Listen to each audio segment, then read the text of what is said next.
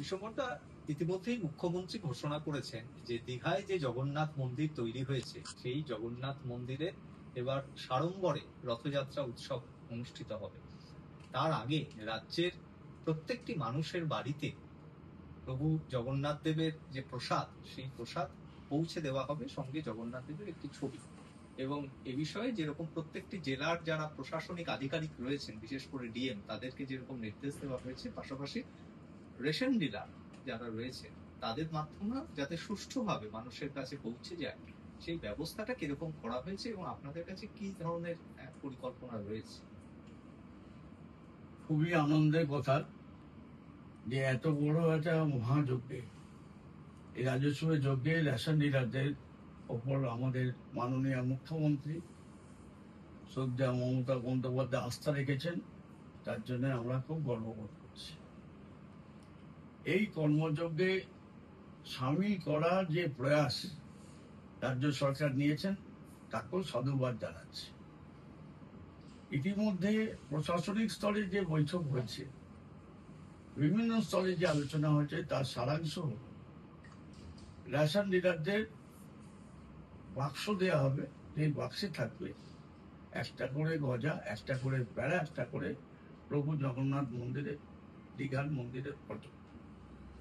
সেইটা আমাদেরকে দুয়ারে রেশন যখন আমরা করবো, দুয়ারে নিয়ে গিয়ে দিতে হবে। একটা ব্যানারও টাঙিয়ে রাখতে হবে যে জগন্নাথের প্রসাদ বিতরণ হচ্ছে।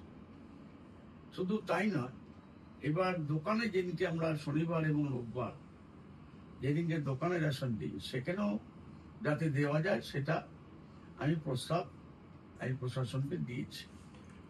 প্রশাসনের পক্ষ থেকে আমাদেরকে অনুরোধ আবেদন যেটা করা হয়েছে এবং বলা হয়েছে যে এই প্রসাদ তৈরি হবে স্থানীয় কোনো মিষ্টির দোকানে, প্যাকিং হবে কোথাও, সেখান থেকে আমাদের স্থানীয় প্রশাসন, পৌরসভা বা পঞ্চায়েত, বিধাননগরের ক্ষেত্রে বিধাননগর মিউনিসিপ্যাল কর্পোরেশন, নিউ টাউনের ক্ষেত্রে NKDA, এদেরকে দায়িত্ব দিয়েছেন রাজ্য সরকার।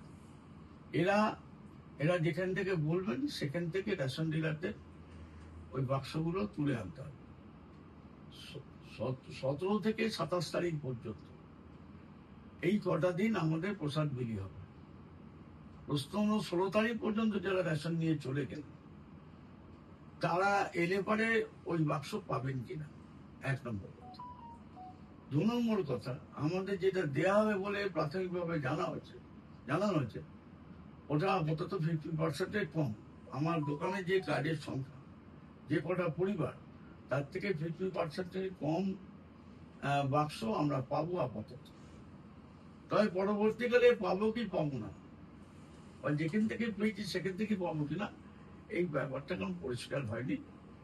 যেটা আমরা জানতে পেরেছি, বলা হয়েছে এই কাজের জন্য পরিবহন খরচ পাবো, নিয়ে আসা দিয়ে আসা, যেটা আনডিস্ট্রিবিউটেড স্টক আবার দোকানে ফেরত আনা, এর জন্যে পার বাক্স 1 টাকা করে আমাদের একটা পরিবহন খরচা হিসেবে রাজ্য সরকার দেবেন বলে সিদ্ধান্ত নিয়েছেন। আমি চাই এই কর্মযোগ্যে, যেহেতু দিদি আমাদের ভরসা করেছেন, আমরা এতে কোনো আমাদের পরিবহন খরচা আমরা নেব না। কারণ আমরা খালি চাই যে আমাদের দোকানে যে বাক্সগুলো ওরা দেবেন সেই বাক্সগুলো জেলা প্রশাসন বা স্থানীয় প্রশাসন বা থানা, তারা আমাদের দোকানে পৌঁছে দিই, আমরা রিসিভ করে নিই। এবার যখন দেব তখন একটা মাস্টার রোল, যাকে দিচ্ছি তার নাম, তার রেশন কার্ডের ক্যাটাগরি এবং রেশন কার্ড নাম্বার, এটা রেখে এই মাস্টার রোল আমরা তৈরি করে দেব। যদি মাল কম করে পরবর্তীকালে মাল দিতে হবে, যারা আগে রেশন নিয়ে যাচ্ছে তাদেরকেও দেওয়ার জন্য আমরা আবেদন রেখেছি। এটাও যদি কোনো অন্য ধর্মের কারোর যদি এটা অনীহা প্রকাশ করে, তাকে কোনো রকম যাতে চাপ সৃষ্টি না করা হয়, দেওয়াতে বা দিতে বা নিতে, এটাও আমরা আবেদন রেখেছি। এখানে যেরকম বিএমসি বা NKDA দেবে, জেলাগুলোর ক্ষেত্রে কি? জেলাগুলোর ক্ষেত্রে জেলা প্রশাসনের আন্ডারে পঞ্চায়েত এবং পৌরসভা এরা এটা তদারকিতে থাকবে বা দেখভাল করবে বা পড়াবে। বিশ্বম্বর বসু, জাতীয় সাধারণ সম্পাদক, অল ইন্ডিয়া ফেয়ার প্রাইস সব ডিলার ফেডারেশন।